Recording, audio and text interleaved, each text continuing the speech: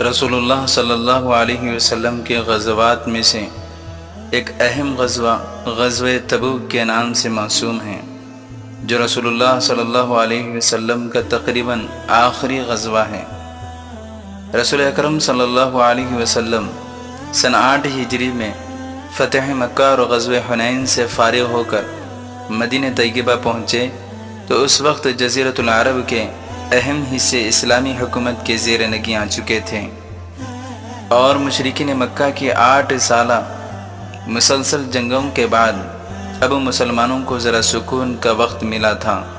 مدینہ پہنچتے ہی ملک شام سے آنے والے تاجر، تجارت پیشہ لوگ جو شام سے زیتون کا تیل لا کر مدینہ وغیرہ میں فروخت کیا کرتے تھے، ان لوگوں نے یہ خبر پہنچائی کہ شاہ روم ہرقل نے اپنی فوجیں مقام تبوک میں شام کی سرحد پر جمع کر دی ہیں، اور فوجیوں کو پورے 1 سال کی تنخواہیں دے کر مطمئن اور خوش کر دیا ہے، اور ان کا ارادہ یہ ہے کہ مدینے پر ایک بارگی حملہ کریں۔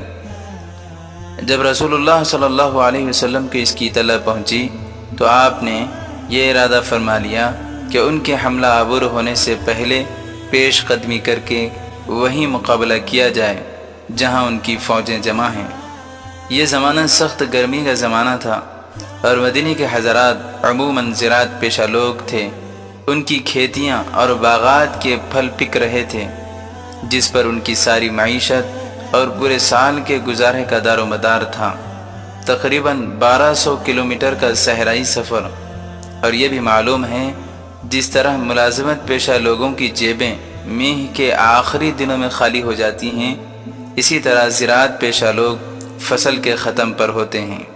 ایک طرف افلاسی اور دوسری طرف قریب آمدنی کی امید، اس پر مزید موسم گرما کی شدت۔ اس قوم کے لیے جس کو ابھی ایک حریف اور دشمن کے ساتھ 8 سال مسلسل جنگوں کے بعد ذرا دم لینے کا موقع ملا تھا، ایک انتہائی صبر آزما امتحان تھا، مگر وقت کا تقاضا اور یہاں ہرقل شاہ روم کی تربیت یافتہ فوج کا مقابلہ تھا، اس لیے رسول اللہ صلی اللہ علیہ وسلم نے مدینہ طیبہ کے پورے مسلمانوں کو اس جہاد میں نکلنے کا حکم دے دیا، اور کچھ آس پاس کے دوسرے قبیلوں کو بھی شرکت جہاد کے لیے دعوت دی تھی، اور یہ اعلان عام فرمایا اسلام کے فداکاروں کا ایک سخت امتحان تھا، اور منافق دعوے داروں کا بھی امتحان تھا۔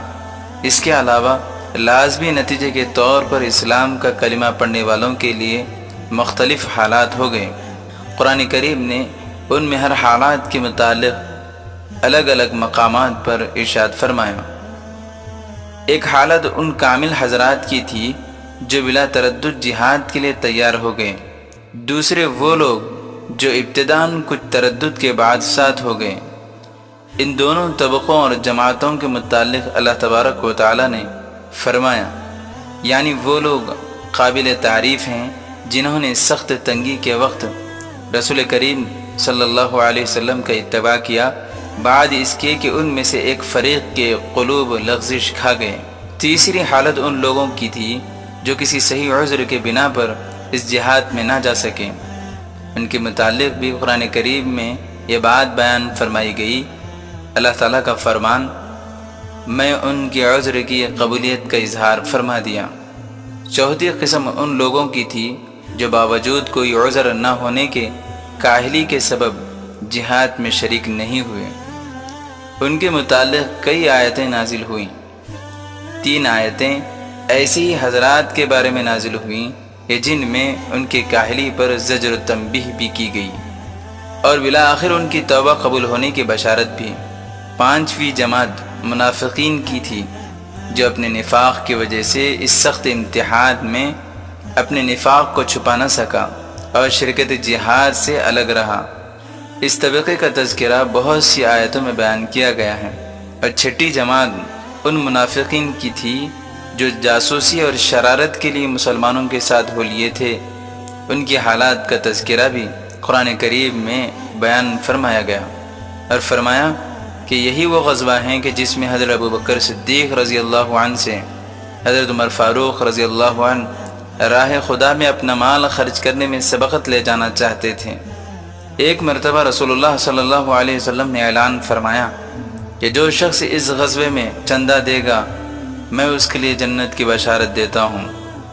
تو عمر فاروق رضی اللہ عنہ فرماتے ہیں کہ میں فرمان نبی صلی اللہ علیہ وسلم سن کر اپنے گھر گیا اور اپنے گھر کا جتنا ساز و سامان تھا وہ آدھا آدھا تقسیم کر دیا اور آدھا حصہ لے کر نبی صلی اللہ علیہ وسلم کی خدمت میں حاضر ہوا، اور دل میں خیال آنے لگا کہ آج وہ دن ہے کہ شاید میں ابوبکر صدیق سے آگے نکل جاؤں۔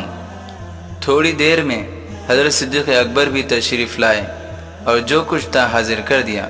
سرکار دو عالم صلی اللہ علیہ وسلم نے پوچھا، اے عمر، گھر میں کیا چھوڑ آئے ہو؟ عمر نے عرض کیا، یا رسول اللہ صلی اللہ علیہ وسلم، آدھا مال گھر والوں کے لیے چھوڑ دیا اور آدھا مال غزوہ اور جہاد کے لیے لے آیا ہوں۔ آپ نے ان کو دعائیں دیں۔ اس کے بعد حضرت صدیق اکبر رضی اللہ عنہ سے پوچھا کہ تم نے اپنے گھر میں کیا چھوڑا؟